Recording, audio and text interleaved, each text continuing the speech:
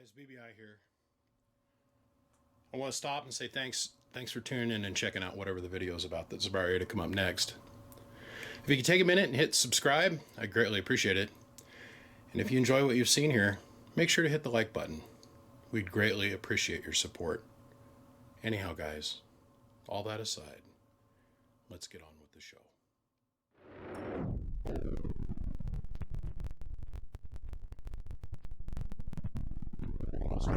Frustrated. Hello, by the way. This is about the fourth time I've had to video this, and each time I keep running out of room, and I go and I ditch some files, and I delete this or do that, and I freaking lose this intro segment that I keep shooting.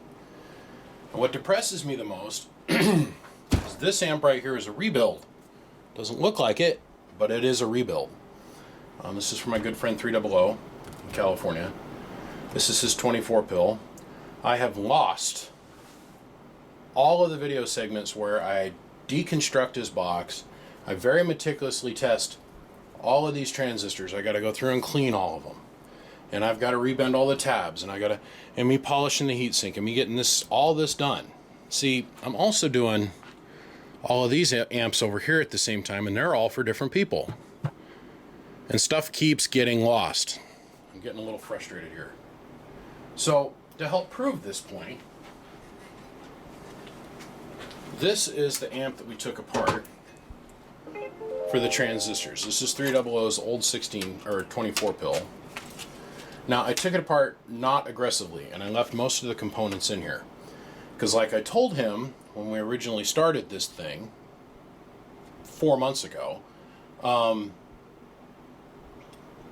only 4 of the transistors, which were this section here, were questionable. And he told me the problem that he was having is it'd slap new pills in it and it'd blow up the same 4 pills, same 4 pills, same 4 pills, same 4 pills. And I'm like, cool. This is a beautiful hunky heatsink, by the way. So I said, you know, you get better performance if we take this old 1980s, 1990s way of thinking apart and we build you something a little bit more modern. Now what has happened is one of the capacitors in the combiner section had gone bad, and some of the output capacitors and the output transformers to swamp the output transformers had gone tits. And so the technicians he was taking them to was literally pulling the transistors out and slapping new ones in and said, here, you're good to go. And he would run it for a little while and it'd burn up again. But it was like I was telling him on the phone, let's take the incredibly valuable Toshibas out of here. We had 2 bad pills out of this 4 pill section, and 2 of them were incredibly low, like gains of 1 and 2. They were ready to go, just right on the edge. And I documented all of that, and I lost it. And that makes me mad. But like I was telling him, we can take, and if he wanted to, for about $500-600 down the road, once we get this guy completed, we could take and put Toshibas back in here and bring this amp back to life, but take the good parts and build something really kick-ass out of it. So the reason there's been such a delay is I took on this project, and then right after that we had a cabinet shortage, nationwide board heatsink cabinet shortage, and we're not going to go into the details of that. It's not worth it. Needless to say, fast forward about 4.5-5 months, the cabinet shortage is over. We can go and get cabinets, boards, and heat sinks. There's a huge backlog of equipment that needs to get out from the company that provides those things. I finally get the cabinets, and then I'm able to work this thing into the schedule. So that's where we sit today. We have the pill strips all cut. The transistors are all mounted. They're down on polished heatsink. Lost all of that video as well, and all of the video for all of these others. Frustrated. Absolutely, totally frustrated. So that gets you caught up to here, which we've lost probably about 45-50 minutes of this build already on video that you guys get to enjoy, and my customer gets to enjoy, and it all falls down on this guy right here. My fault, my bad. So needless to say, we got the cabinet. We've got the other one sitting here with all the screws and all the parts in here. We could easily go put this other amp back together with the cheaper transistors, and I mean, that's a great box. Somebody in the 90s put a lot of love into that amp. It's a one continuous homogeneous piece of heatsink, big thick heatsink fans, adequate air cooling on the bottom, adequate air cooling on the top, But what he wanted me to do is strip it all the way down and completely rebuild it into something that's built in this style, which is a more efficient circuit. The circuit that we're going to lay down here is more efficient than the one that all these parts came out of. And I told him no, it would be less work if I would take the parts out, the core of the parts, the transistors, the Toshibas, and put them into something newer. And he was all about that. I was like, sweet. Where we're at now is I got to do the power distribution. We're going to put the in and the output transformers down today, and then I'm going to set this aside, and then I'm going to go work on these over here, okay? And do the same thing with them. I'm so frustrated I lost all of that. God, I didn't want to start the video here. I wanted to start it when I had that other amp up here. But this is where we sit. So, moving forward, now what I got to do is strip and tin all of these, and I got to lay down all 12 of the power distribution network. And then we got to go through and mark where we want to have our power wires come through the board, and we're going to drill that out. And that's where I'm going to stop on this for today. Tomorrow I'm going to come back, we'll mount the relay. We're going to do a couple other things, and then I got to go back and jump on to doing repairs for 3 or 4 days, and then I can come back and work on these and get some of these wrapped up.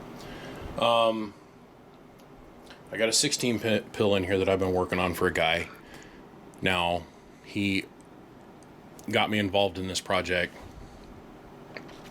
entirely too long ago, and it needs to get done. So it's also in a 24 pill cabinet enclosure with a 24 pill heatsink. I had the guys at ICA do me a mega solid. I said, listen, these are going to be borderline comp boxes, both of these. This one's going to be a daily driver. This is going to be the driver for this box. But what I had them do is give me overlength heatsink. Normally the heatsink comes back to about here and it stops. And they were kind enough to give me this super extra 6 inches of heatsink, which is a big deal. The more metal surface you can get underneath the transistor, obviously, is more surface area that you can heat up, and that more surface area gives you more ability to convey the heat to the air as a cooling. So it's going to make it a little bit crowded for the power wires in the back. We don't care about that. We'll work around that. I will gladly put up with that versus the shorter heatsink and not as much ability to dissipate heat. So we're going to throw everything in the kitchen sink at this, and everything in the kitchen sink at these over here as well, and we're going to move forward. The other thing I wanted to cover is my good buddy Zane at Big Rig Radio purchased a whole, well, pretty much every one of these metal clad capacitors we could find. I want to cover this because this is important. We got together, we did some deals.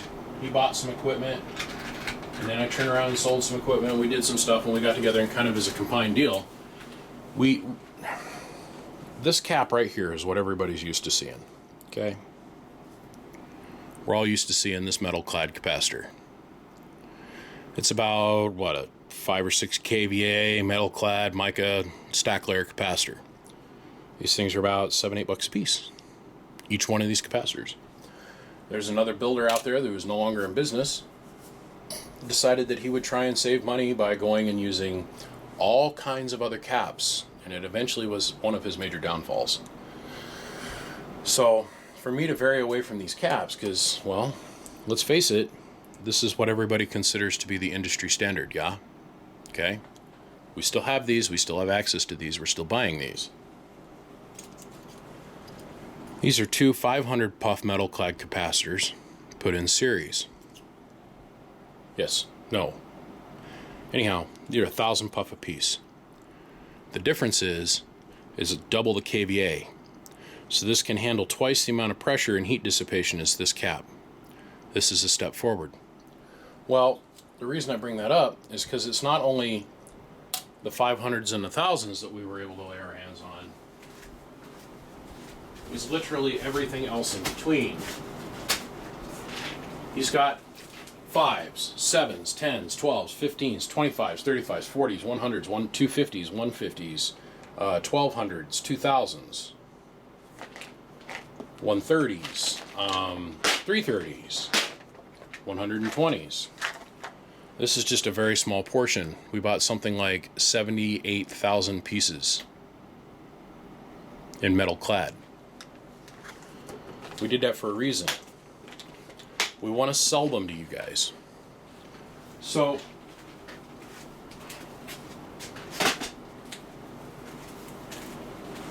that was a large chunk of money and a lot of work on both of our parts.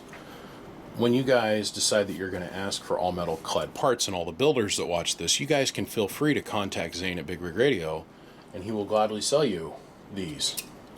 And these are 1,000 puff within 1%, and they're double the kVA rating. But you don't have to have this heavy of a kVA rating. The metal structure of the capacitor is what we have to shoot after. Okay? There's other guys that are using SMAs, surface mount capacitors. Those aren't working out too well. They get too hot. There's not enough metal in them. They can't dissipate the heat. We've seen failures with that as well. And it really comes down to placement. And if you're stuck sticking them on the top end of the transformer like that, there's a lot of electrical energy and a couple different field properties that take place at the top of the transformer that cause these to get warm. So, in my opinion, this is a little bit better than this. We're selling these at about $5 or $6 a piece versus $7 to $9 a piece for these. So, if you want to go get them, call him up, go check him out. That's his thing. Zane at Big Rig Radio. Anyhow, that's the reason the capacitors are different. Other than that, we're going to throw everything but the kitchen sink at it. On all of these boxes, I have had the request to not make them too ornate. And what do they mean by that is I have kind of become very well known for making incredibly elaborate amplifiers that are incredibly pretty to look at, but if something does break in them, they're a giant pain in the ass to fix. So, on these, we're going to stretch more towards absolute pure streamline functionality and ease of transistor replacement. Because people do overdrive stuff. Antennas do fall off. Coax connectors do go bad. Shit gets left on. Stuff happens. I mean, shit happens, right? So I want to make it so that the transistors are easily interchangeable. And one of the things that I've done to aid that is instead of taking the pill strip and sliding it dead up onto the transistor, I've slid it back just a hair, just big enough so that you can get a dental pick underneath there to lift up each one of the legs. That kind of thing is what we're doing here. So, now that we've got all the groundwork laid down, this is section 1. This will be part number 1 for Mr. 300. And then each one of these other videos, or each one of these others will be their own segmented pieces of equipment and different videos on their own. So, okay. Away we go.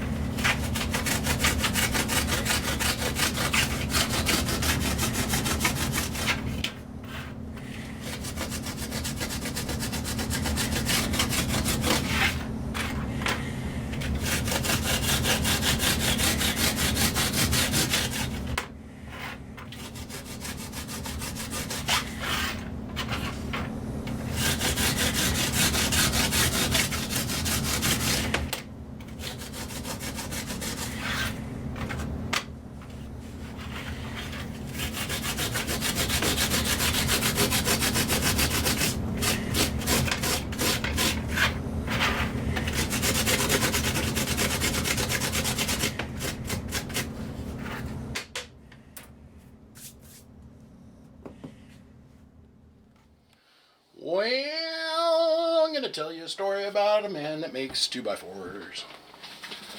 Alright, so what we got here is your standard 2x4 with Toshiba transistors. Hallelujah. Hallelujah. Okay, this is a match set of 2879 red dots, which a match set of, or no, not match set. This is a 5L and this is a 5H, but they're both 2290 non-red dot Toshibas.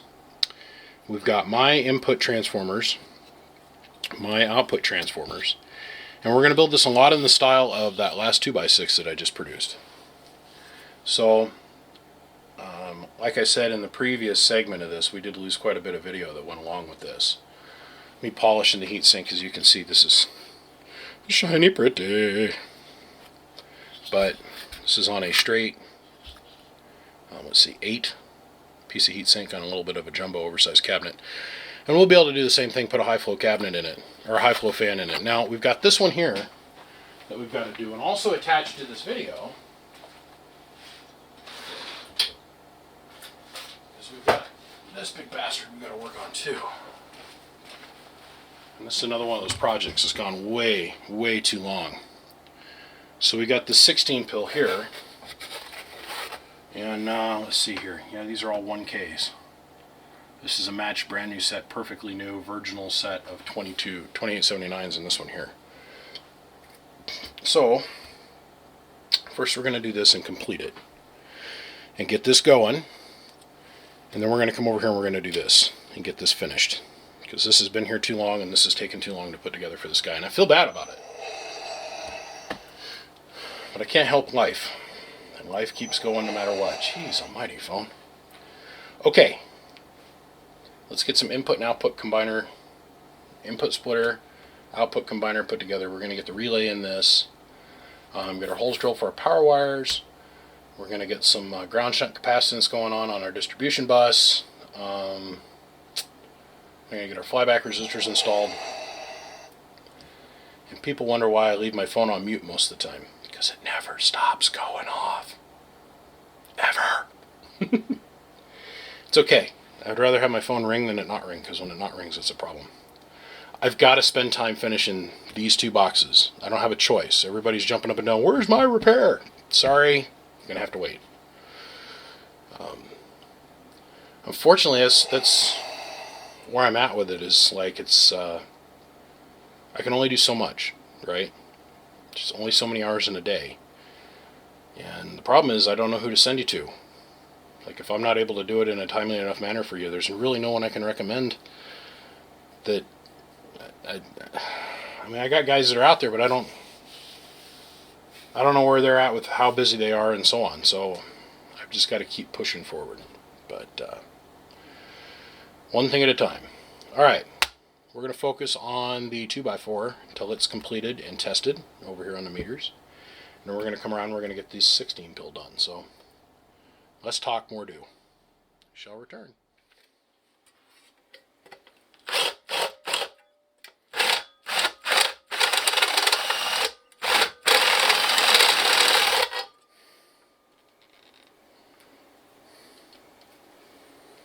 Gotta love this Chinese aluminum. Softest, hardest substance on earth. Okay.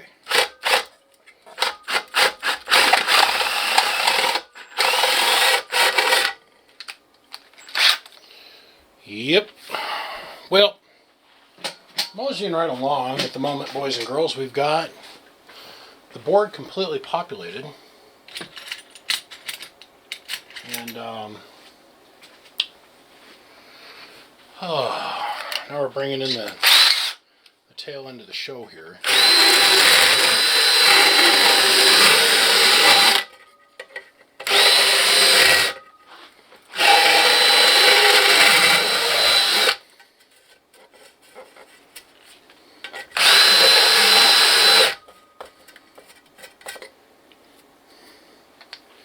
Love a good deburring tool.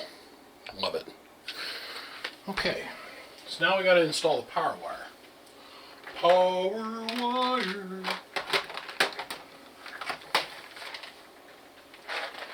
Really liking how this worked out on the 2x6 I just did. So we're going to recreate this on this 2x4. Same cabinet.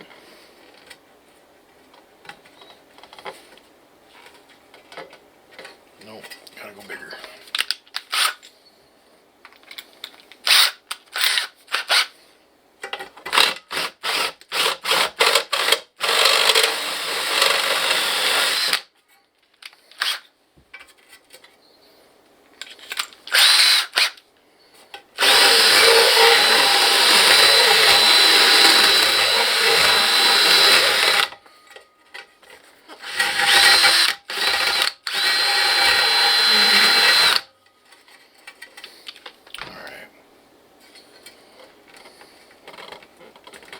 I swear to God, I get some of this stuff that comes in here, you guys. And there's other builders that I think don't even know what a deburring tool is.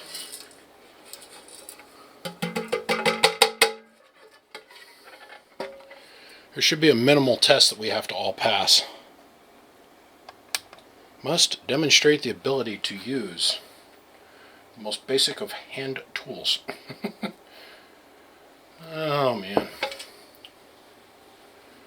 Okay. Let's get this out of the way for right now. Let's go over here.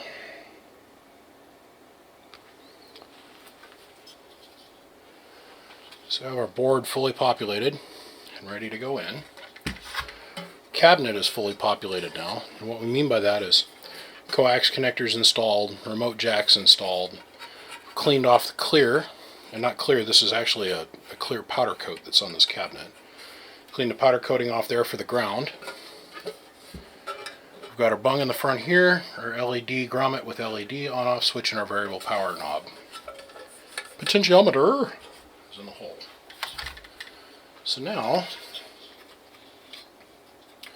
hold on. I gotta take them famous Facebook shots. Oh, it's pretty. Oh yeah, it's pretty.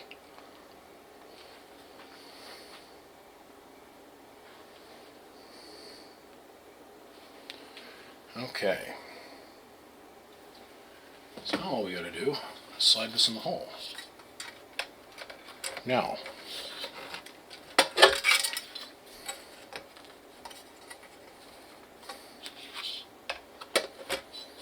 we're just temporarily, we're going to do a mocking. We're going to mock this up, we're going to mount it just temporarily. Because now what we're going to do is we're going to add our power wires over here on the board. Right here. So let's grab some Scooby-Doobs. Good old Scooby-Doobs. We'll drive a couple of these in the board to keep the board from floating around.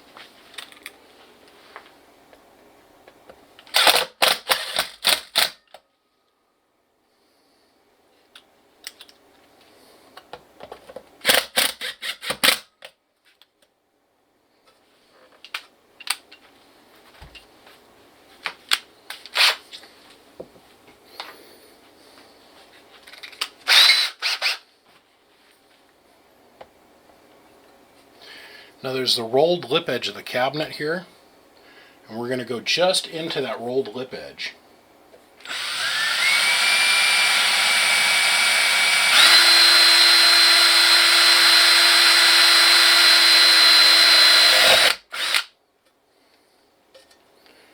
I'm going to do another one right about.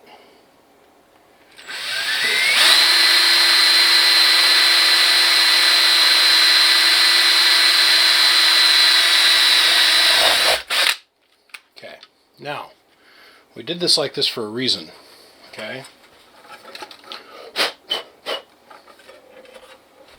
Now we've got a mark in that rolled lip edge. Now is that going to be our final hole size? Oh, hell no.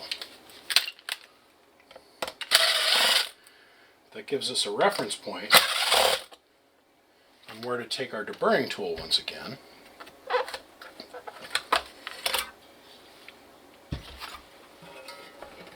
So we're going to clean out a hole here, a pocket here, and a pocket right here.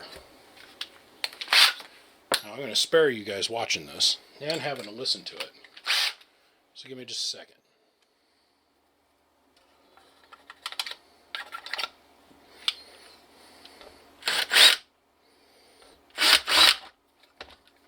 Okay.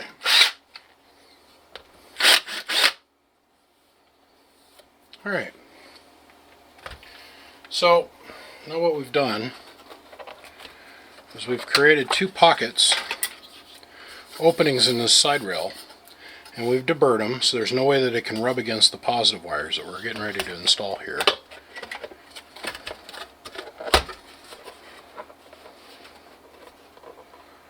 That will work. That'll work good. I like it. It's the exact same thing I did on the 2x6 I just finished. Exact same thing. Well, let's Let's put some red wire in this thing and some caps. What do you guys think? I use Stinger. Because when I was a kid, Stinger was the shit. You had a Stinger battery or Stinger distribution block. It was the shit. It's good wire. It's just good. And I will continue using Stinger as long as I can buy it.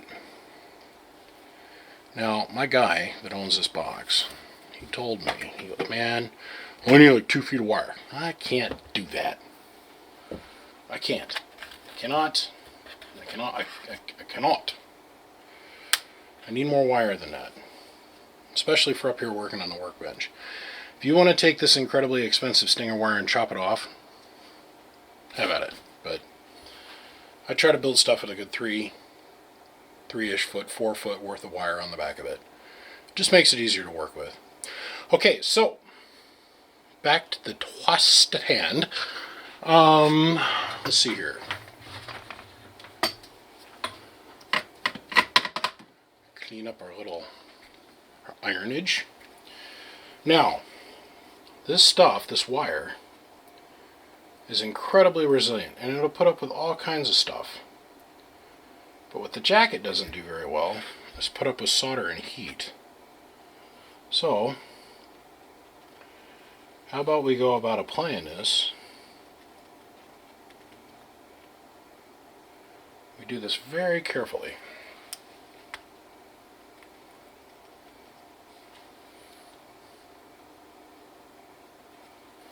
And here's the trick with working with this stuff. Is after you get it soldered down, just leave it alone. What we're doing is the heat wicks up through the wire. And if we go and we pull on it, instead of us having this nice fitted end, focus. Focus. Focus. Instead of having this nice fitted end here, where the jacket's all nice and smooth, it'll start to peel. Because there's tension on the wire, it'll start to bend the jacket away. And it'll flay out. It doesn't affect the operation, once again, whatsoever. But it looks bad. And looks count for a lot in my world. Because beauty builds power.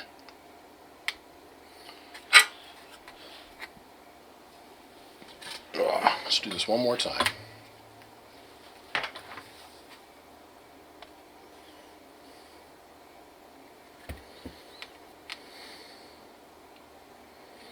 Now you notice how I'm preheating the titties?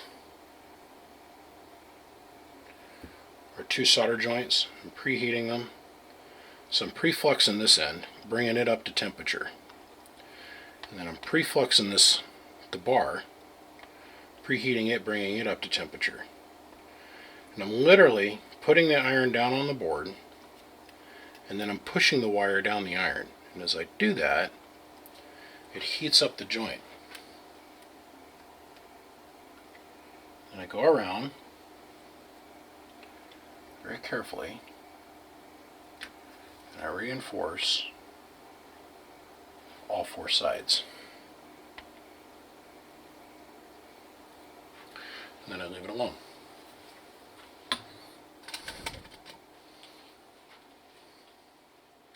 Alright, let's mount this inside the box.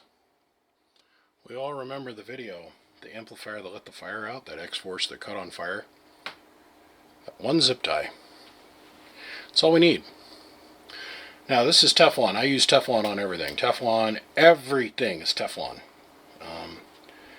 It can more than easily put up with the heat that's going to be on this. But the only reason this is routed through the heatsink is for organization purposes. Believe me, once I go and I lay this down in the cabinet, I'm going to take and flick the wire over here. But we're laying that there for organization purposes. But this single zip tie, once we flip this over and route the cable out of the amp, it alleviates any chance that this can somehow flick down underneath that heatsink. And we're foregoing a fire by putting a single zip tie on it. One. Let's mount this puppy.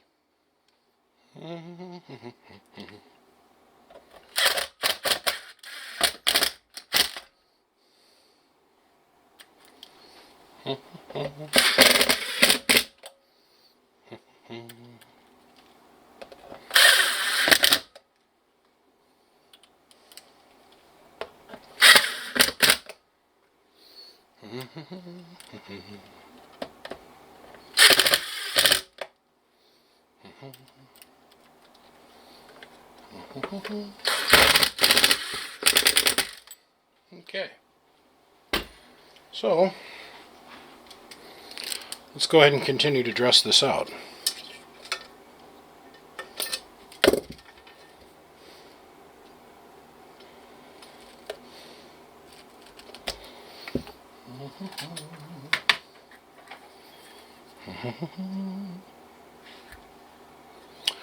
Often wondered, and I know the answer to it, I've often wondered why they don't make us use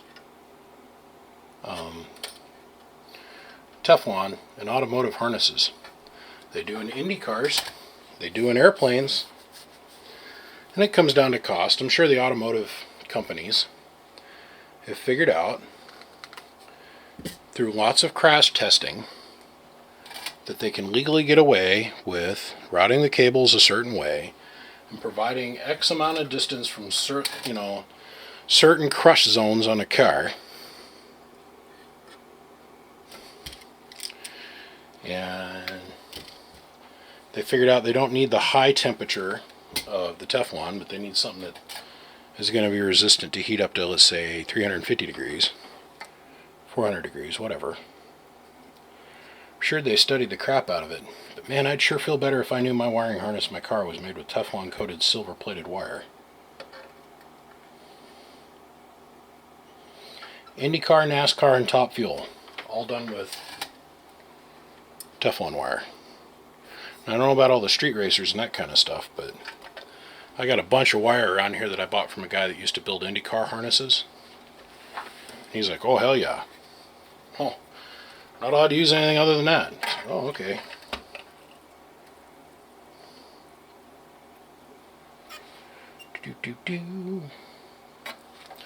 Now we're going to solder down our ground lugs.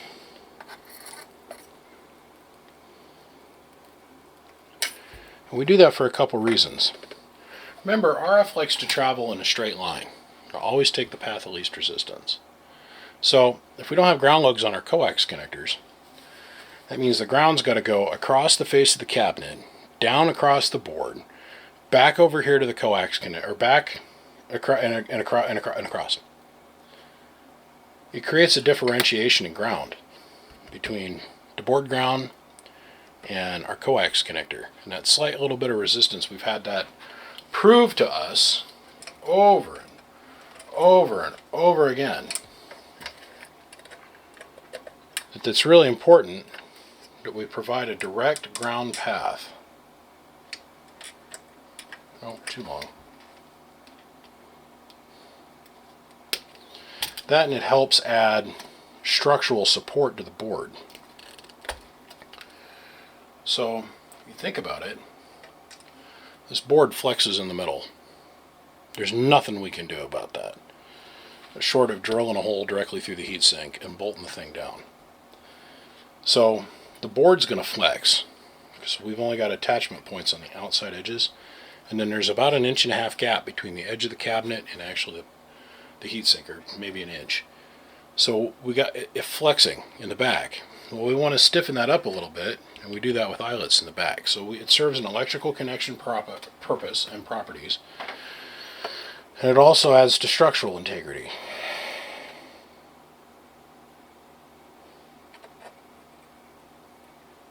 Suck it in, suck it in.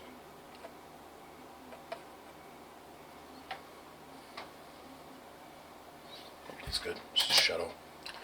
This one is also too long. About that much. That much.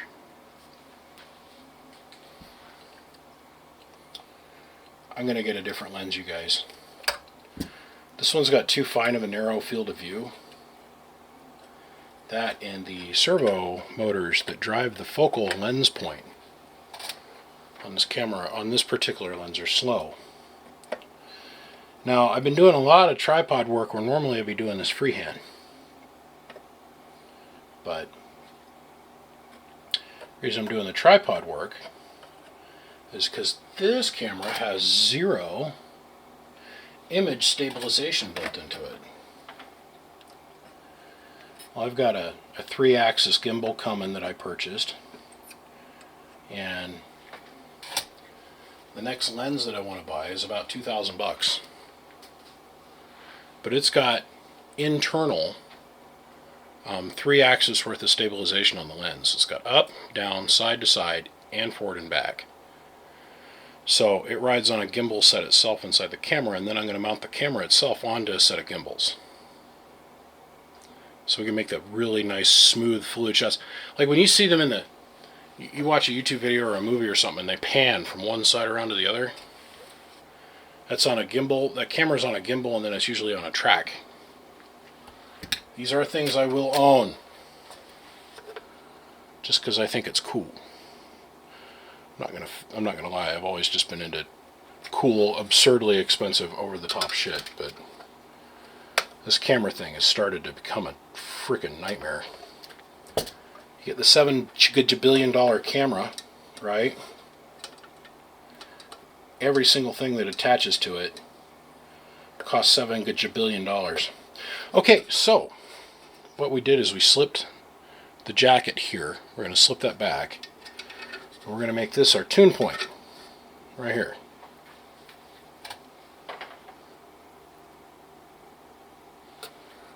Let's put a little blob of solder on that to stabilize up that joint.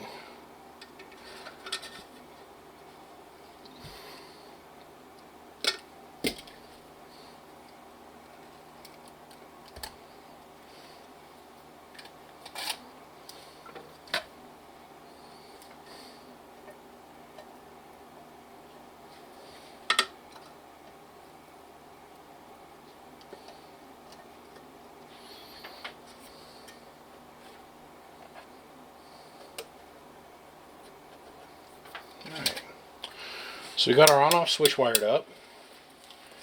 We've got our coax connectors hooked up. Now let's do our remote jack. So for that I need a single piece of type 43.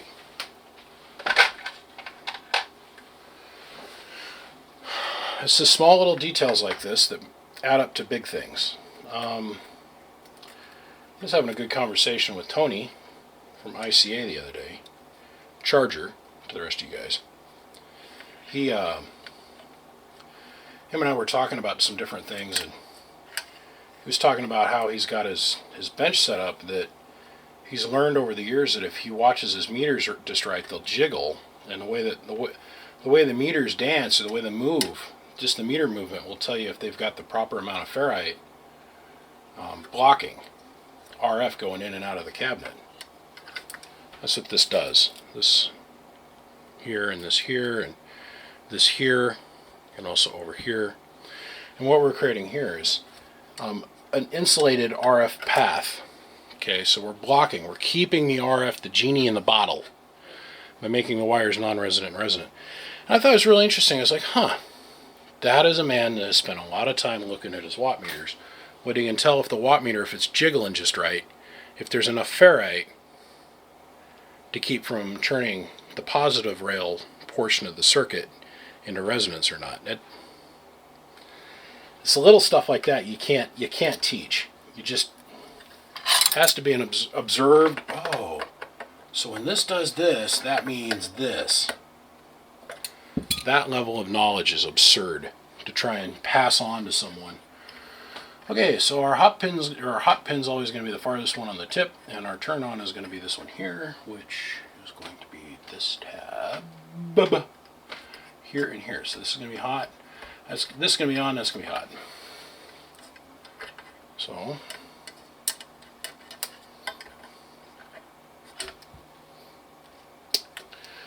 I don't know. I've yet to learn all of this stuff.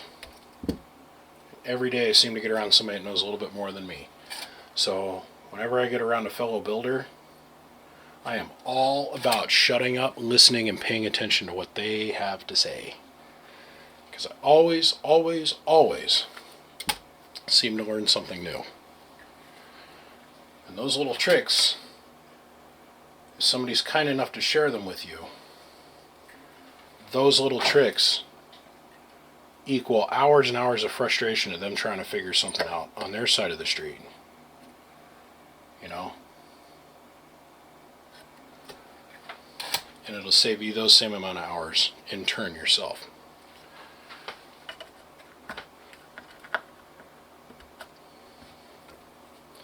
A little dab will do you. There we go.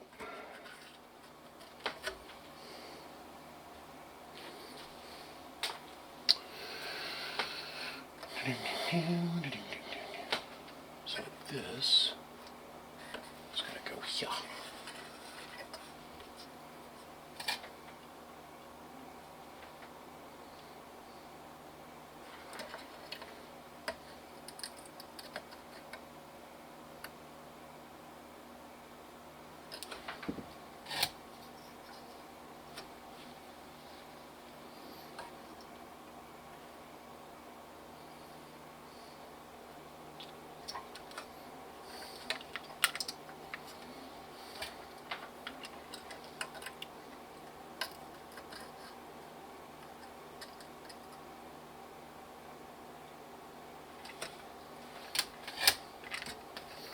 So now we're going to provide a path out for 12 volt.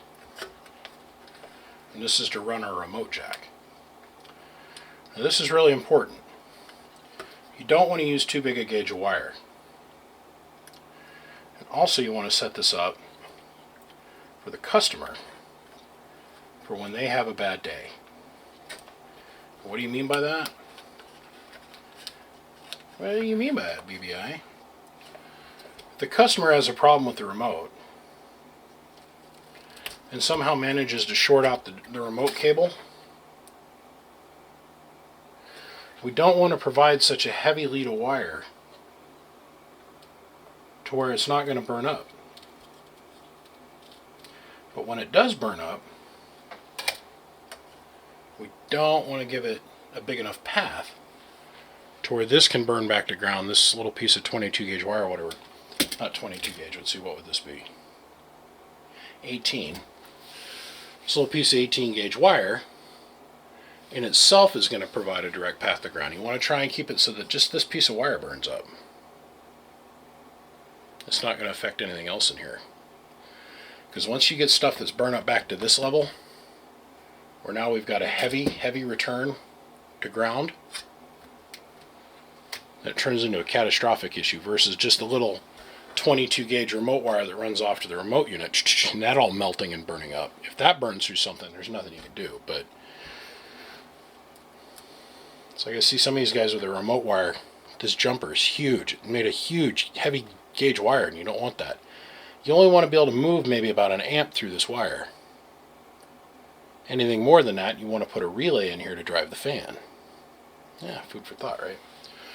Okay, so the only thing left now is to go over and cut my copper strip or to use braid. And I'll probably just use braid like I did on the last one. And let's create ourselves a ground lug.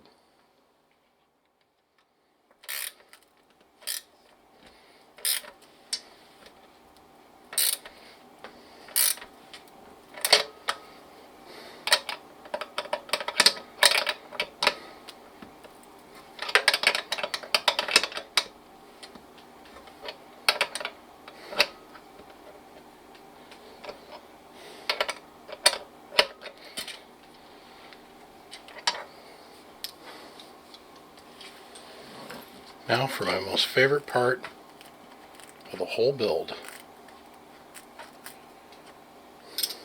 I love this part. Now, we use a significantly larger iron. This is called Bertha. This is a 100 and whatever watt. I think 150 watt. This was for a long time my largest iron that I had in the shop, Bertha. But then we went and traveled abroad, and amongst your travels you start finding things at Hamfest and you start collecting them. So here's Big Bertha. So Bertha, Big Bertha, and then King Kong's dong. Okay? So let me help you put this in perspective. Bertha, Big Bertha, King Kong's dong. Okay? And then my little 100 watt artiste tool. This is like my airbrush. Hence the reason it's right here. So we're going to get out Bertha. Big Bertha, I'll never forget. I'm standing there and I seen this sitting there on that bench, that table. I was like, do those work? And he's like, I don't know. I said, let's go find out. And he goes, well, how are you going to find out? I said, well, there's a 110 volt outlet. So I walk over to the outlet and I'm holding the iron in one hand, right? And I plug in Big Bertha and it goes, feel it. I was like, yeah, it works. And I put King Kong's dong in my hand and it's like, I mean, it felt like a friggin' cement aggregate separator in my hand. It's like, holy smokes. Yeah, it hums when it first starts. Lets you know that it's doing shit.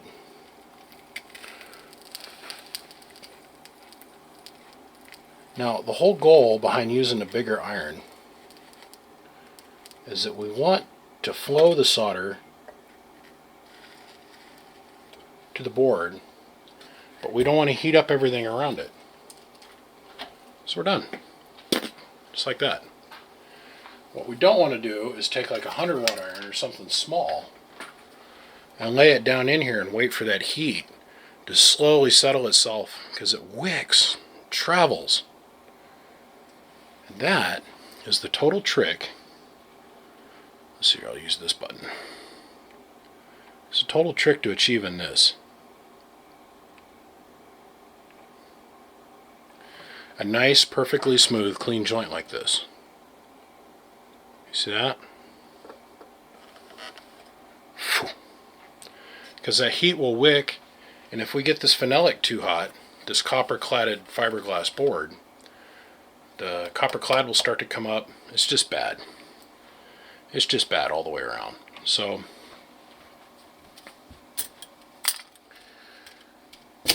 that, boys and girls, believe it or not, short of one piece, and there's one piece missing. And there's two pieces, two little pieces. Yep, the resistor that goes from the variable potentiometer down to the board for us to have a balanced voltage divider. This isn't a variable resistor. It doesn't. We're dividing voltage. It's really hard for people to get their brains wrapped around that. But we're dividing voltage right here. And then we've got to be able to complete the circuit. So the RF's got to be able to come in, come around, and go to this voltage divider. And then whatever we choose to do with it feeds into the input transformer. That's it. This box is 99% complete. Well,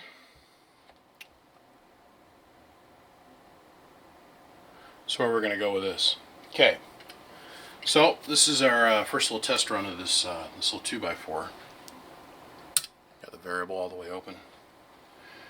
So I spent a little bit of time tweaking with the input tune. It's stupid flat. I mean, like, beyond stupid flat. So we got the new input transformers in here. Got my output transformers and a little bit of a capacitor bank. Now I want to show you what this does with just 20 watts tickling it. So let's translate our field of thought over here to the watt meters. There we go. 1000 watt slug and peak, 1000 in average, 5 watt slug and reverse. Now I'm just going to show you drive. 20 whole measly watts, right?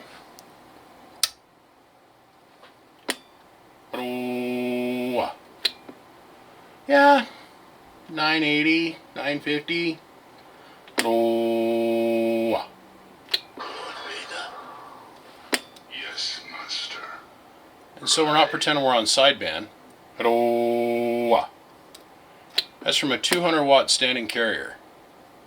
Oh. Oh. A 400 bird. So it's time to set this aside. I'm going to come back and do the rest of the cabinet here in just a minute. Well, in a little while actually. What we're going to do is I'll put the fan in it and do all the vinyl and stuff later, but I'm going to jump on to the next section of this little project, which is the 16 pill this thing's going into.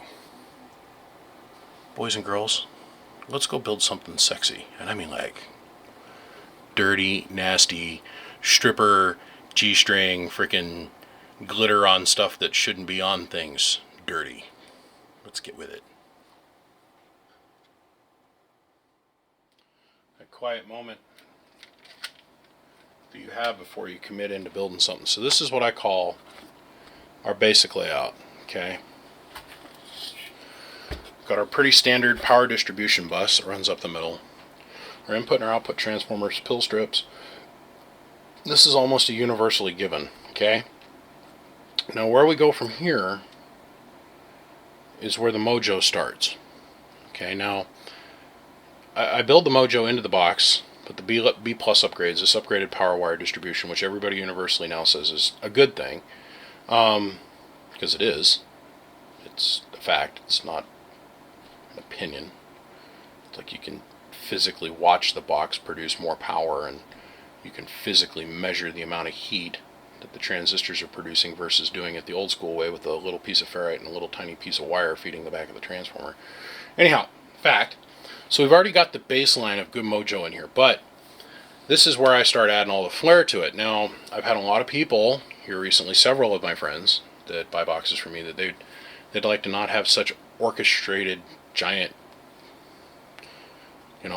make it so that the box runs, but so that if they have to take the amp to somebody else to get a pill changed, transistor changed out, that, it doesn't have to come all the way here to get it done. I was like, okay, so trying to embrace that. That's what I've done with the last, 3 that I've done. We're going to continue on with that same theme here with this one here. So we're going to have very basic. Probably put a little bit of a cap bank in it. But I'm having that quiet moment where I'm like, all right, what do we want to do here? Now, I said in a couple previous video segments where ICA, them guys did me a solid and put this huge hunk of heatsink underneath here. This is basically 32 pill heatsink that's underneath here. And it runs all the way to the very ass end of the board back here. So it runs from one end to the other. So you've got this whole extra space for heat dissipation, which is awesome. Awesome, in my opinion. But still allows us to have the room down the middle. Oh, let's see, can we get 2 fingers in there? Oh, yeah, okay, maybe. Get to the top knuckle? Okay. Allows us to have the space down the middle for us to put our power wires through. Sorry, couldn't help myself. I am going to use a monster overkill relay. I bought this relay just for this box. I bought a matching one to go in that 30 or the 24 I'm getting ready to do. That's really overkill, this relay. Let's see, what is this thing here? It is 30 amp.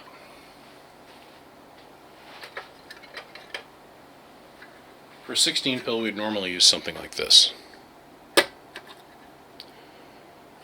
About $6 or $7 versus 25 or 60, depending on who and what and where you buy it from. For this sucker right here, this is better. And the reason this is better is because I don't know where this guy's going to end up. He might end up sending this off to somebody and have them slap another 8 transistors in here and whatever. So we are going to add that into it. We're going to do a basic splitter unit. I don't know if I want to do it here or if I want to do it here. A very basic 4-port combiner that's going to sit over here. Just basic resistors through here, so all you got to do is remove a 100 ohm resistor, change out the transistor, put it back. We are going to do all metal clads on the output like we've now fully embraced, so we don't have to worry about the disc capacitors breaking down ever in the future. So what it comes down to is if something fails, you might have to change a resistor at one of the 4 ports, and might have to change a resistor or 2 at the combiner unit, but it's going to be just transistor and resistor change. Everything else should be solid enough that we don't have to worry about it ever coming apart, or even needing to be mucking with or testing or checking it. So a quiet moment is you're visualizing what you're going to do next. That's where I'm at right now. I love it. I love it. Let's do it. So there's secret sauces. And I try to explain to this, and I've alluded to it. So we're going to cover it again. Every piece of ferrite that you use in the box dramatically changes how the amplifier, and dramatically changes some of the amplifier's characteristics. You'll find that you can use type 43 or type 61, and you can even intermix the two if they're done in the proper ways and used in the proper place. There are certain people out there that jump up and down and say that type 61 is the only way to go. Well, yes and no. Ferrite, and the way it interacts with the RF and the properties that it implies upon the wire that you're wrapping the ferrite around, makes a dramatic difference. And there is even a place in an argument that could be made about type 67 ferrite. Okay? The way that ferrite works is that it has a tendency to work well in one application, specific material make, and then not so well in another application. So then you have a different specific material make for that. So I stick primarily to the 4361s. 43 does have its place. It does. Contrary to popular belief. In my opinion, you can use 43 in all different kinds of things, primarily in chokes. The reason for that is it's really good at snuffing off RF in the lower ends of the HF band in a choke formation or application. Okay?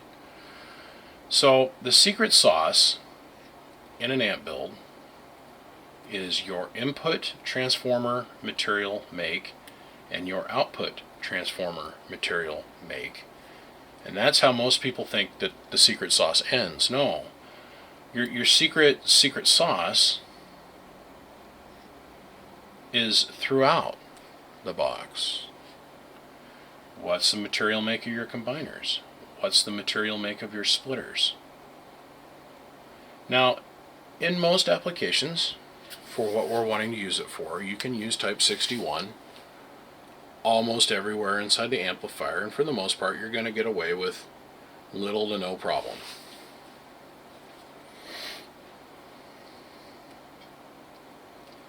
I found that I like to use type 43 material mix on my bias chokes, and I like to use type 61 when it comes to playing with the RF.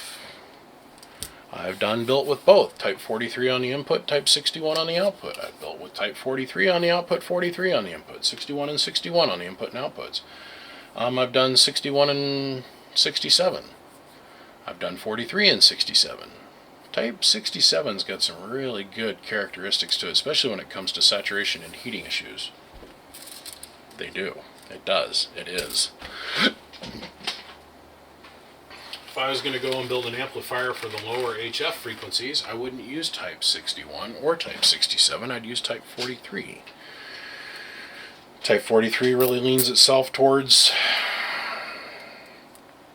well, it works really good for choking RF and making it so it doesn't want to go one place. Especially in the HF bands where we're wanting to stay away from. And remember, we're in the upper end of the HF frequency when we're doing the 10 meter applications like what I'm doing now. So type 43 and type 61 in their frequency response. So if you're looking at it on a chart, okay, over here's 0 megahertz and over here's 30 megahertz. Type 43 works well out to about 30-35 megahertz. And it drops way off in what it does, is how it interacts with the wire and the RF field. Well, they made this intentionally. There's a whole bunch of other material mixes between 43 in type 61. 61 leans itself to picking itself up to where it's going to have a really good resonant capability and characteristics with stuff from about 20-ish, 18-ish megahertz, and then it goes on up and goes up out past 6 meters, okay, 56 megahertz, and then it starts to drop off again. So you got to pick your poison. Now, you can give and take in this game. So you can pick up your resonant characteristics down chain or up chain if you wanted to. But those are kind of like band-aids. So the only reason I'm talking about this is that I want to caution the new up-and-coming builders to simply read the books, learn, educate. Don't just do because somebody else has done before you. Question why they have done it the way they have done it. Educate yourself about why they're using the materials that they're using. And if you get yourself in a position where you get to choose what materials, like what I am doing now, I'm getting to choose what materials are going in and how we're going to apply them, why the materials are being put in and why we're applying them the way they are, and what characteristics am I wanting to build into the device or what I'm not. Understand what you're creating for your customer. Understand what you're creating with your own hands. Just simply copying it, well, somebody else did it like this, and it works well, so I'm just going to copy the crap out of it. You can be a copycat builder, or you can go and learn how the whole thing works. To me, I'm driven by knowledge. I've built everything that you can think of, from the 1 pill all the way to a 64. Multiple times on camera. I never put my 64 on camera though. I pre-built that. I built that before I started this thing. But the point is, don't be a copycat builder. Understand what the material mixes do, how they work with each other, how the materials are resonant at different frequencies. Like, you can use a type 61 piece of ferrite where a 483 piece of ferrite will work better, but you can make the 61 have kind of the same characteristics sometimes by adding or subtracting a turn of wire. So you figure out what you want to have for a material mix, then you got to start figuring out your wire size and how that directly affects what the circuit's going to do. Now, how most guys that I've come across have tackled this issue of what size wire is necessary where, they've attacked it from strictly the standpoint of, well, does it make it do more or less power? Which, I understand that. That's the way I attacked it in the beginning myself. Then I wanted to go deeper with it, and I wanted to find out, well, how small a wire can I actually use here without having a heating issue or a resistance issue. When I say heating, what I'm talking about is a resistance issue most of the time. How, by going smaller, does it change the resonancy? So, like, if I go smaller, do I need to add another turn in the input and output transformer? If at one point I wanted to see what would happen, so I built a 4-pill and I took 2 pieces of 14 gauge and twisted them together with a drill, and then soldered the leads together and spun it through the transformer, and then soldered those leads together.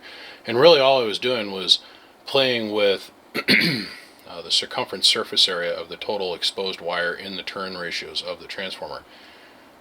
That's, once again, a whole nother conversation for another day.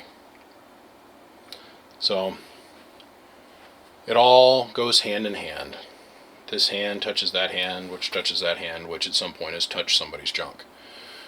It is what it is. It is what it is. So, sticking with the black and red theme, and hopefully my hands don't completely cramp up and die on me as I'm doing this. Let's strip down some wire here. Good old Teflon based. There was one builder that was out there. He's not active anymore, but he was using merino wire. The company that built the wire was actually specifically marketing it towards marina application uses. It looked like, felt like, smelled like, tasted like Teflon, but once you put some heat to it, it would fail horribly. I really should buy me an auto stripper. You just shove the wire in there and go click, click. But I love doing it by hand. He was using merino wire. And I was like, wow. I don't know, man. I try to give my guys every opportunity to succeed. It's like those 3000s that I built. Every bit of wire in that son of a bitch, short of the 220 distribution wire, bringing the wire in, was Teflon. All my wires from all the switches everywhere, I'm so used to using Teflon. I think I went off on this in a segment last night that I shot for the 2x4 driver about, I don't know how they let automotive manufacturers get away with not using Teflon in the wiring harnesses and stuff, but there's statistics for it. I'm sure. There's some good math. Let's see, 1, 2, 3, 4, 5, 6. I don't think I counted properly. Actually, I know I didn't count properly. You'll find there's multiple levels of Teflon as well. You're going to have Teflon that the jacket slides like off like butter, and then you're going to have other levels of Teflon where it's like this black stuff where it's a little bit different bonding procedure when they run the wire through the injection die.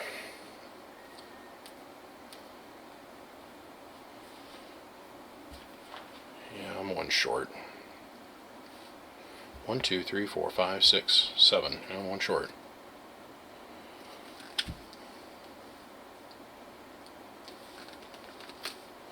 It's these little small pieces that just make my hands cry.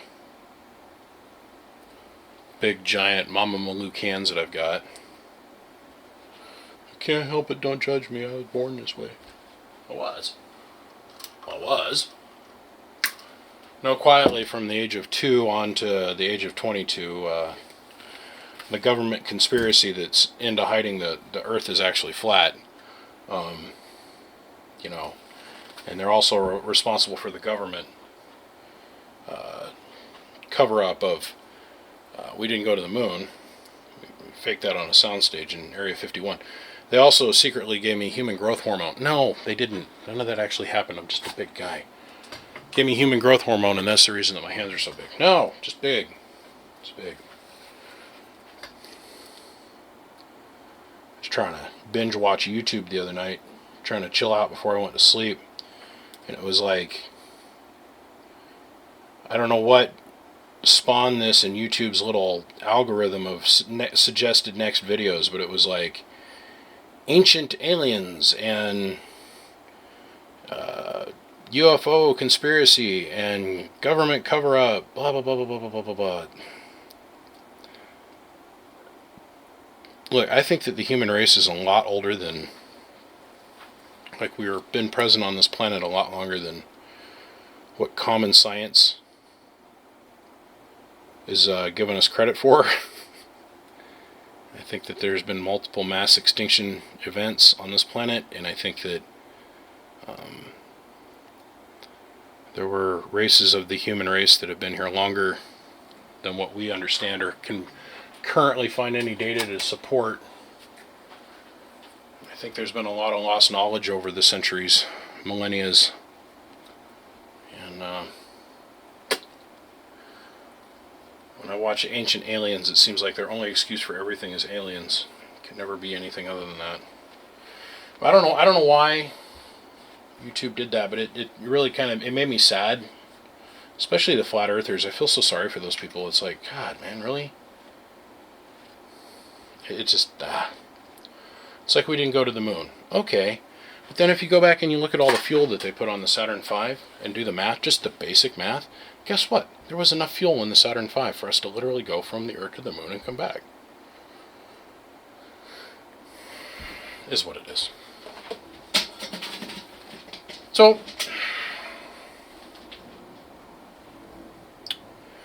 I like to do color orientation on my combiner and splitter wires for a reason. And it helps me index the way the RF is going to move through the box. Now, there are builders out there that tell you it doesn't matter. And then there's builders out there that are like me and they believe it does matter. That the way the RF is split and the way it's put back together in each one of the 4-pill sections also plays to the fact of its phasing. Now, I personally just like to eliminate it. So I want to have, when the RF comes in, hits the splitter and spins around, it's going to go clockwise this way. When we go and we put the RF back together on the other side, we also want it to go clockwise on the other side. So the RF's going to come in clockwise on this turn, counterclockwise on this turn, and then you split the RF, the upper and lower ends of you split the RF signal. And so this 2-pill section is rectifying on, this one's off, then on, then off, then on, then off. Even when we go to put them back together on the other side, I want the wires to be orientated the same way so that it's all turning the same direction. And we've covered in several videos now that how you go about grounding your input and your output transformers, where the windings are at, make a big difference in their phase angle. So if you ground your 2 inner leads, let's say on your output side, you've got to ground your 2 inner leads on your input side, or the output and the input sides. They both have to be grounded in the same spots on the input and output transformer. Otherwise you're going to have what they call cancellation. It is what it is. So, along with the story is that we take 4 of these transformers and we're going to wind them so that we're going to have the red taken off to the right, and then we're going to rewind 4 of them so we have the red taken off to the left. It's just the little things, the little tiny details that you sit down and think about. Well, what happens if I do this? What happens if I do that? What happens if this gets wound in this direction? Then you go try it, and you're like, oh, that made it do less power, that made it do more power, and then you got to go, well, why did it make it do less power? Why did it make it do more power? I want to understand the point behind the why it did this, or why it didn't do this. That makes sense, you guys?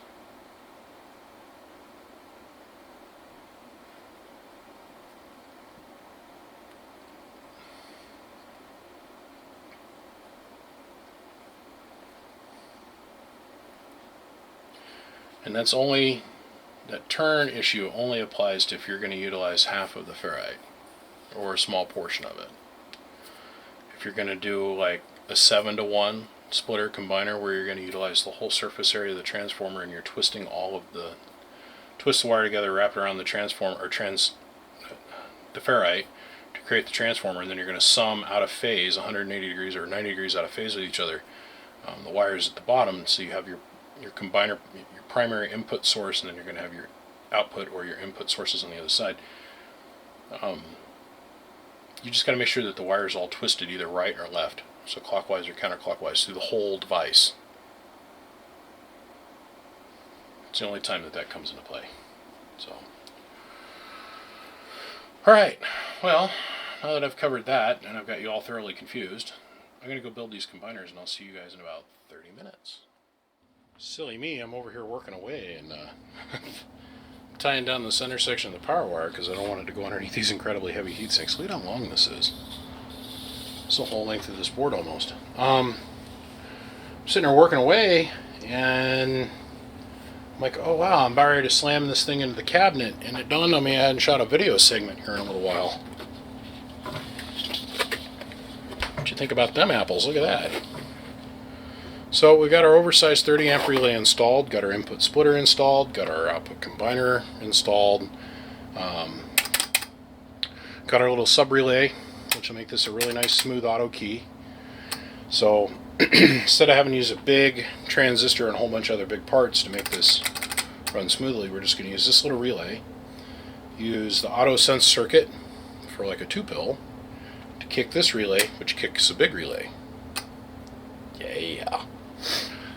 This is actually really prettily laid out, but I've got it all staged for me to slam into the cabinet. So want to give me just like 4 minutes, maybe 5 minutes, I'm going to put this thing in the box.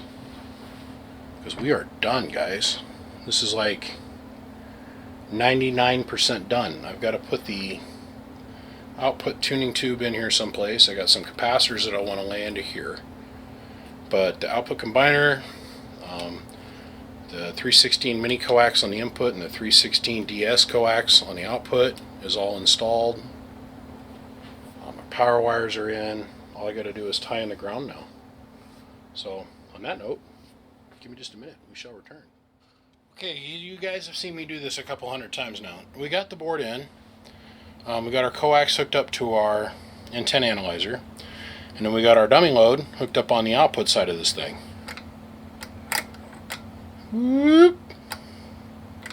Whoop. Look at that. Oh god, it's almost naturally resonant. Look at that. Oh, it's going to be easy to tune. Okay, so. Yeah, believe it or not, that does work. But that's a whole other conversation for another day. What we want to do is we want to get this as low as possible. All the way down here is 0. At the top is infinite. So we're at like a...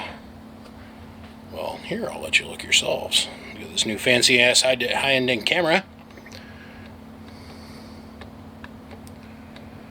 Oh, yeah. Oh, gee. Oh, there we go. Okay. So you got a 1.3 at one end of the scale and a 1.95. 5.9. So, in my short little tenure of being an amplifier builder, I have a feeling if I grab these two caps, this one, let's touch it to ground and see what we get. Oh, get on down there.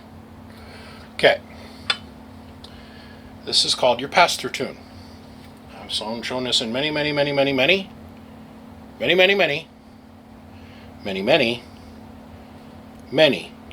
videos before.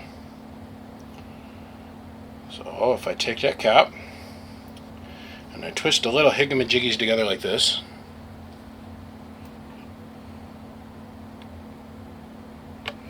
and I take these two little higgamajiggies, twist those together like so. Cut that like that. Make it so that's flat. We're going to get in here and get our magic pixie smoke. We'll put a little schnobs and slobs. We'll do it like that. And we're going to tell it to stop scanning. We're gonna put just a little higgamajiggy and a jahamajibimob in right just like there. And then we're gonna take and twist this around so.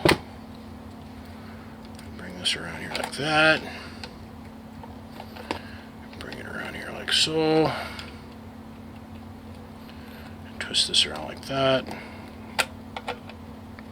Fold them little leggies in there like so. We're going to come over here. We're going to solder this down. Make it so all the magic pixies go in the right direction.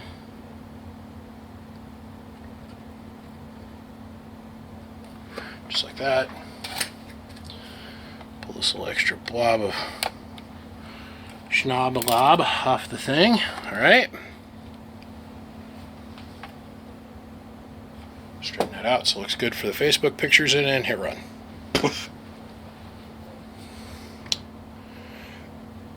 So from 23 megahertz through 32 megahertz we have a flat response now. Uniformly flat, flat, and flat, and flat as flat gets. Yeah.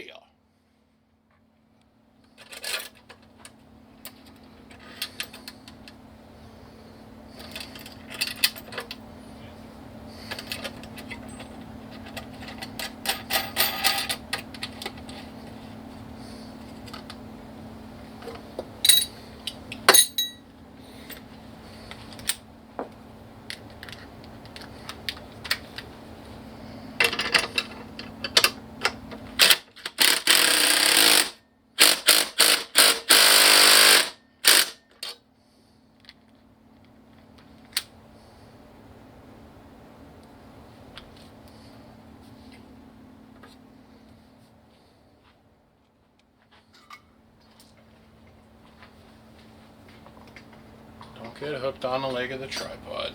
Come on. Okay. Do-do-do. Do-do-do.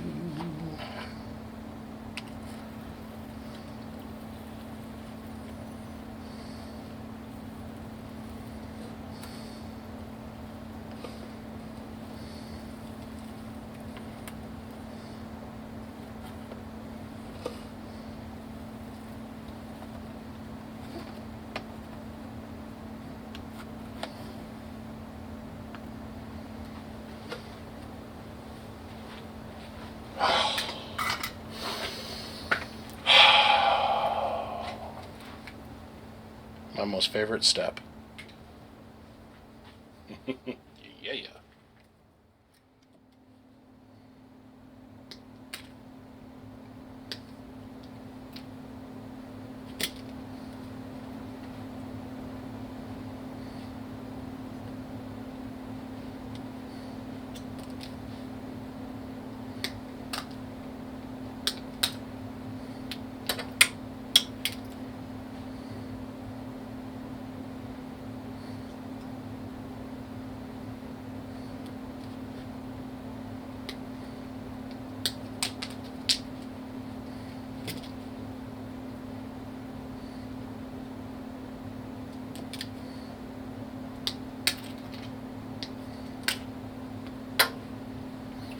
Two more to go. Yeah, two more.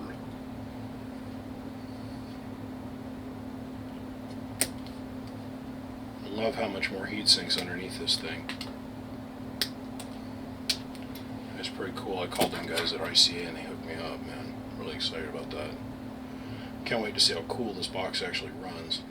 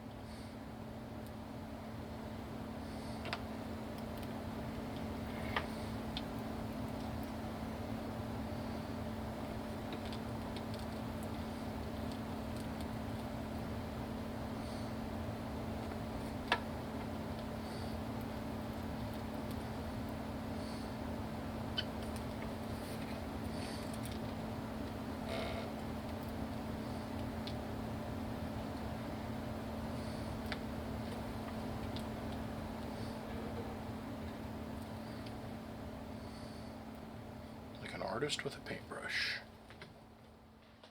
Okay, just a short little preliminary test here.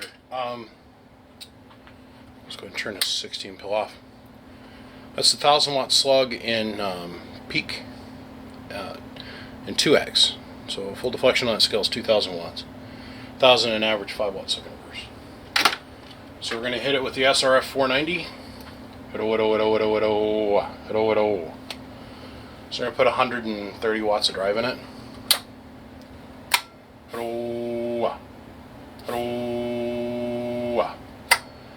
And that's with 3/4 of a watt of reflect.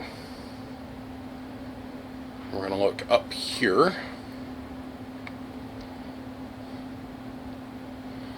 Start input reflect right here.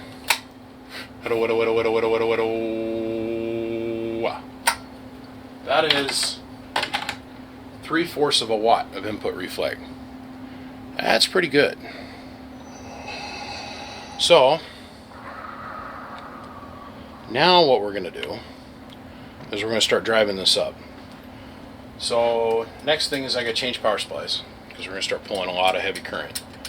And then we're going to bring the 2-pill and drive it with a watt meter in between the 2-pill and the 16-pill and get it perfectly flat. And then we'll bring the 2x4 that we built for this thing into play. So let's get set up for that. Okay, dokie. We are back again. We've got the little bench 2-pill hooked up. It's a 50-watt slug in reverse between the 2-pill and the 16. We've got, in this meter, a 1,000-watt slug in 5X. This meter here, we got a 5,000-watt slug in average. And then we got our 5-watt slug in reverse back from our Bird 10,000-watt dummy load. So let's do this first. Let's shut off the 16. It's about 400-ish watts. About 400-ish, 450-ish watts of drive into it. And we had no pass-through reflect, by the way. So check this out. That's 3,600 peak. About 1,500 average. And our input reflect over here. It's 3 whole watts. And that's with 400 watts of drive. That's with no air on the box. And we're at 14.8 volts. Let's get the 2x4 in play. What do you think? Let's start here. So this is the 2x4 that we created for this. Amp gauge. 270-ish amps.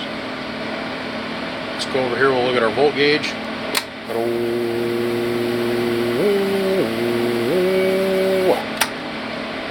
14.4.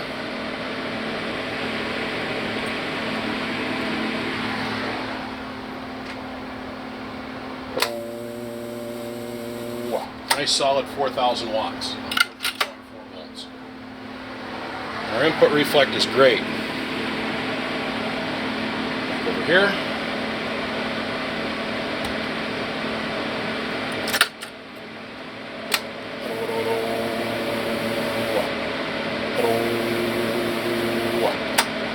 Watts worth of reflect is beautiful. There's nothing to get excited about. So I'm going to let the box thoroughly cool and then we're going to do a volt test on it.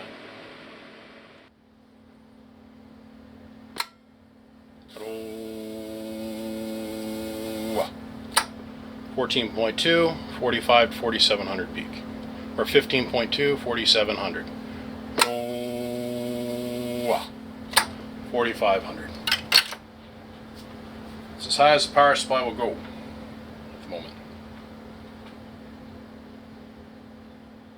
Enough said. They're so pretty once they have the clear on them. The clear acts as a double. It has dual purpose. It's one, to keep the thing from corroding. Okay, so we're going to go and put this out in the world now, and there's moisture in the real world. Okay, so the clear acts as a protectant against moisture, and also it helps keep little pieces of wire and shit that fall in here. If everything is cleared properly, it shouldn't arc that easily. I'm not saying that it can't, it just shouldn't arc that easily. The clear doesn't affect its ability to make power. It doesn't affect any of those other things that, like, when I first started clearing boxes, people were like, "Oh my God, the amp's not gonna work right. Blah blah blah blah blah blah blah blah blah blah blah blah." And I'm like, uh-huh. And what motivated me to do it was my guys in Hawaii. Because I'd build these boxes, I send them off there, and they'd spend 6 months there, and then they'd come back because they got blown up, or, you know, antenna shorted, or bad coax jumper, or what have you. And the boards were green on the inside. And I'm like, oh God, no, gross. So started shooting with clear. Well, come to find out, everybody else in the business has been doing this forever. They just never said anything about it. So I didn't feel too bad about it.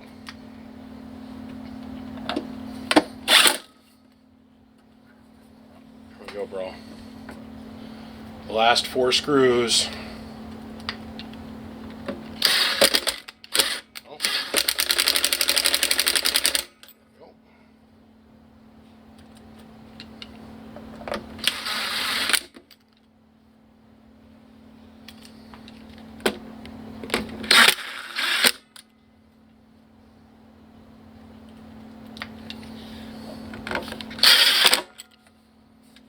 2x4. Done. Slap some warranty stickers on it here in a minute. Since we've seen it last, we got all the vinyl work done on it. Now, let's grab ourselves a little alligator clip jumper here. This is going to arc a little bit because those caps on the inside.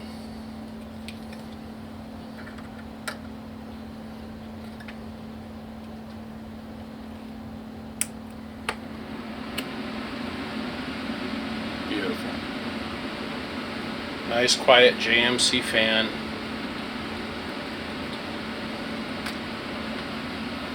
It's moving a ton of air through the box.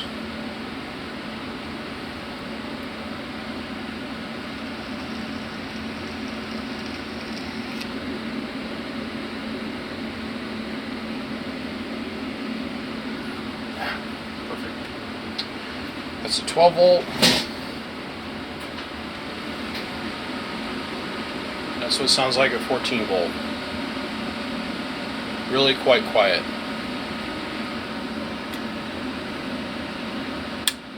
Oh no, look at that. Oh, BBi, you screwed up. Oh, everybody laugh now. Let's see what I do wrong here. I got the wire hooked up in the wrong spot on the remote jack. I do. I definitely do. This wire needs to be here. This one needs to be here. Well, if you're going to screw up on camera, I tell these guys that come along that say they want to try and do this. If you screw up on camera, just embrace it, calmly fix it, and move on.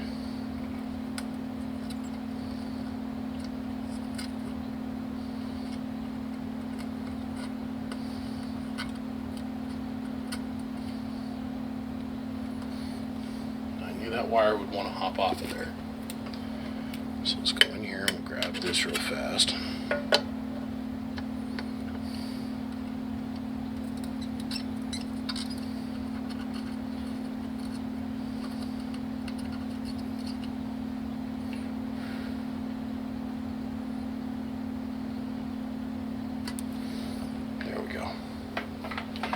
Problem solved. One thing I'm not digging about this camera is its autofocus functions aren't the best in the world. Okay. Well, let's screw our lid back on and try it again.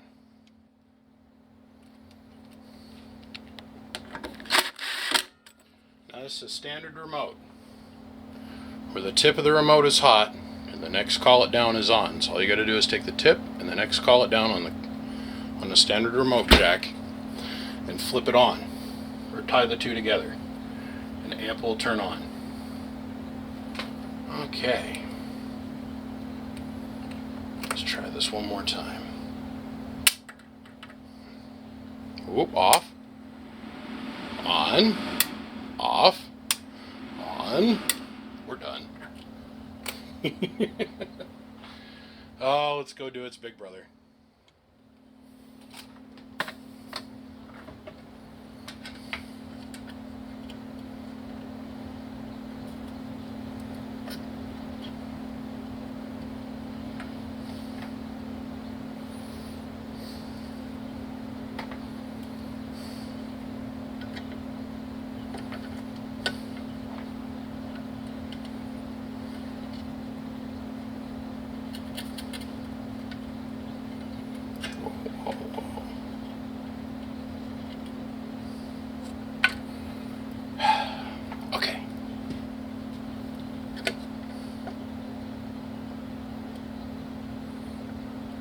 that in.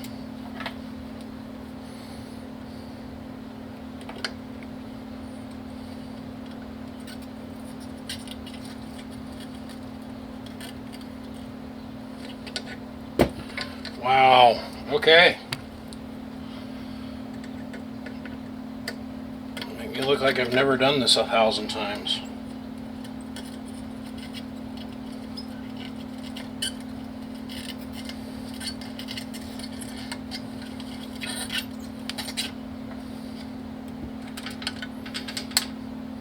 This is the last little nub of solder I have. I used 4.5 pounds of solder on this particular box, this one here, to make it all go. There we go. There we go, okay. Now don't worry, don't fret. BBi's got more, I just gotta go twist it together a bit. I've refilled this 5 times. This build. So this has 4 of the same fan on it, the JMC high flow fans, and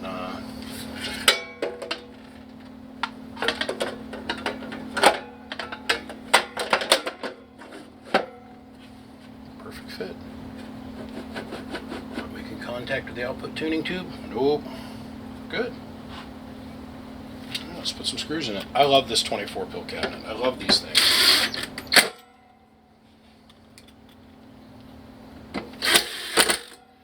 Now you could put the 4 pill or the 4 fans down here on the front if you wanted to.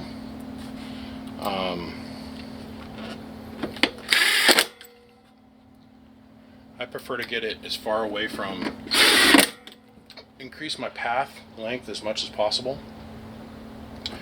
We were to flip this around, so yeah, technically it'd be right over the 4 pill section, but I like to have the open expanse in the back of the cabinet for the air to pick up some velocity and then wrap around all the other components. If that electrically makes any sense, or, well, yeah, I guess it would be electrically. If that makes any sense.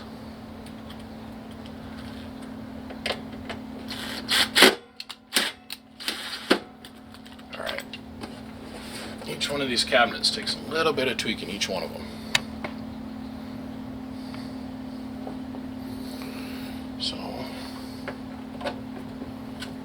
Start here in the middle.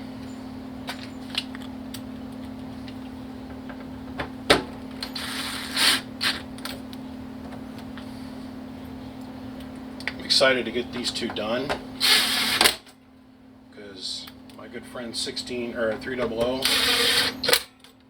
has been waiting patiently, and I mean very patiently for a long time now. And he is up next. I'm looking forward to doing his build. I don't know what he thinks I've been doing over here, but I've sure been working my goddamn butt off, so. It's a total accumulative thing. Man, what is he doing over there? He's had my stuff now for 9-10 months. Yeah. One of me, lots of you guys. And you reach a point where you're like, okay, I want to do your stuff. And I will get there. And you got to make a choice. Do I want to slam ass stuff together? Or do I want to maintain a higher level of quality? I'd rather maintain a higher level of quality. Just me.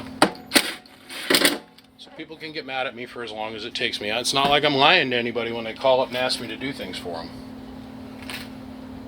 I've turned down more work in the last 3.5 months since I've stopped taking on repairs or new builds or any kind of new projects at all. It just makes me cry, but I gotta do what I gotta do, you know? Okay, so let's hook this up. So again, we're gonna have some sparking and arcing going on.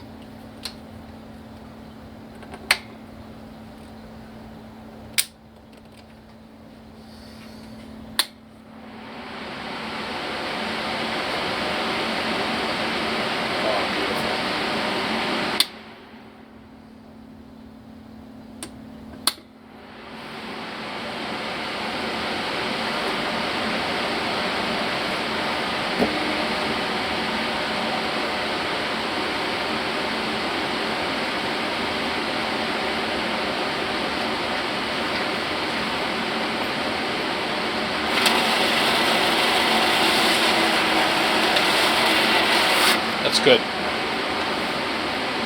I was trying to move too much air through the cabinet. I have this thing called back pressure, gravitational back pressure that takes place. That's perfect. That's perfect. Well, guys, this is it.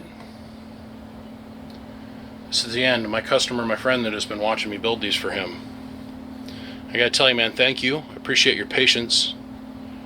I know this is way long overdue for you, but you're all done, man. Gentlemen, I got nothing left to say. I'll put some warranty stickers on it and walk these in the house, and then I've got to move on to the next project. Guys, I appreciate you all tuning in to check this out. Can't thank you enough for your support, either with the YouTube channel or the offering up of projects or whatever. The amount of support that I receive from the radio community on a daily basis is overwhelming and humbling in the same breath. And I say thank you. Got one more of a new build project like this I got to do, and then I got to get back onto repairs. And I got a bunch of SP220s, and I got a Henry I got to get right onto as soon as I get this done. So, see you guys. Till next time. Bump bump.